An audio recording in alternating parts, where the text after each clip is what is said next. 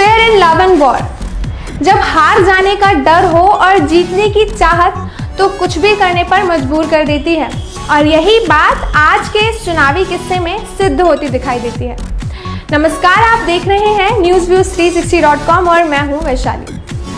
लोकसभा चुनाव की बातें तो हर जगह हो ही रही हैं, और जब चुनाव की बात चल रही है तो कैसे न याद आए वो चुनाव जो आपातकाल के बाद हुआ था।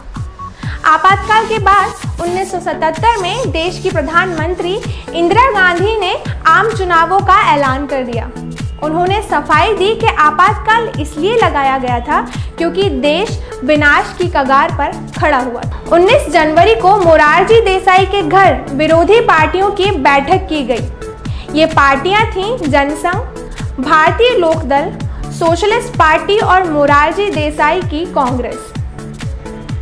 23 जनवरी को जयप्रकाश नारायण की मौजूदगी में जनता पार्टी की घोषणा की गई। इसके 10 दिन बाद ही बाबू जगजीवन राम ने केंद्रीय मंत्रिमंडल से इस्तीफा दे दिया। ये वही बाबू जगजीवन राम हैं जिन्होंने संसद में आपातकाल का प्रस्ताव रखा था। बाबू जगजीवन राम ने अपनी ही अलग पार्टी बनाई और इस पार्टी का नाम रखा गया कांग्रेस फॉर डेमोक्रेसी।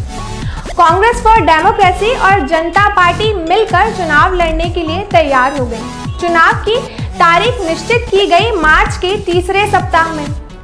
6 मार्च को विरोधी पार्टियों ने दिल्ली के रामलीला मैदान में रैली निकालने का ऐलान किया।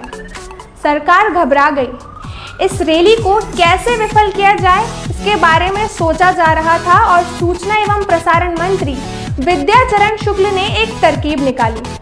उन्होंने दूरदर्शन पर रोमांटिक फिल्म बॉबी को टेलीकास्ट करा दिया, लेकिन उनका ये आइडिया सफल ना हो सका और अगले दिन एक अखबार ने खबर छापी कि बाबूजी से बॉबी हार गई।